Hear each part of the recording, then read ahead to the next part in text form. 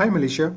I just saw your question that you posted right now, and this is a similar question many students have. So, if you don't mind, I will answer everybody through the announcement section.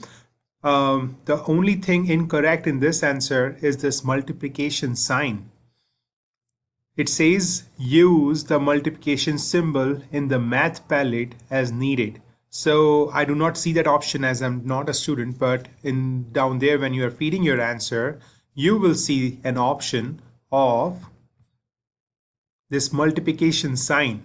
What you have entered is just an X, but what they are expecting is a multiplication sign. So that is the only thing I think is incorrect right now. For any future questions, make sure you read what's written in there. It says use integers or decimals for any numbers in the expression and use multiplication. So always read this. Sometimes our answer is 3 by 8 into 10 to the power negative 3, but it says use integer or decimals. Then you might want to convert that into decimal. And in this case, it's saying use the multiplication symbol from math palette. I know it's weird, like it should not ask that.